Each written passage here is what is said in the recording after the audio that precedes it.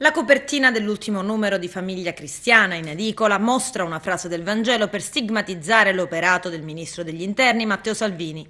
La Chiesa, con in testa la Conferenza Episcopale Italiana, reagisce alle posizioni del Viminale sull'immigrazione. Una mano che si leva verso il volto di uno sconcertato ministro degli Interni, sotto il titolo Vade retro Salvini, così eloquente da non poter essere soggetto ad interpretazioni. Dopo l'ennesima tragedia di migranti morti in mare, le vittime sono già 1490 dal 1 gennaio al 18 luglio.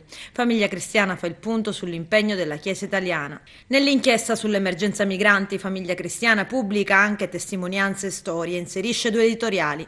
Il primo è firmato dal cardinale e vescovo di Agrigento Francesco Montenegro e presidente nazionale della Caritas italiana, che scrive: non accogliendoli, chiudendo loro soprattutto il cuore, significa non riconoscere Dio presente in loro e perciò rifiutarlo.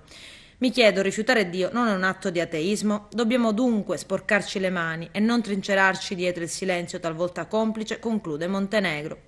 Ed oggi, 30 luglio, giornata mondiale contro la tratta di esseri, il Presidente della Repubblica, Sergio Mattarella, ne approfitta per porre l'accento sul fatto che terreno agevole per nuove forme di schiavitù è il fenomeno migratorio.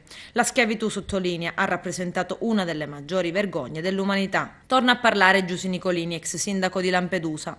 Mi fanno ridere quelli che oggi hanno scoperto che l'Italia è sola rispetto al resto d'Europa, dice Nicolini.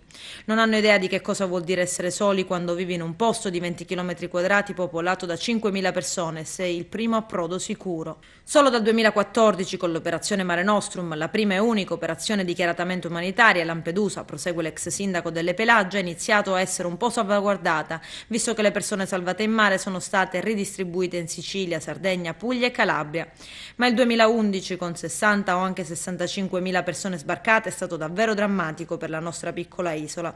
Allora, ricorda Nicolini, c'era il ministro dell'Interno Maroni, al quale sicuramente Salvini si sta ispirando. Maroni voleva rimpatriarli tutti, in modo collettivo.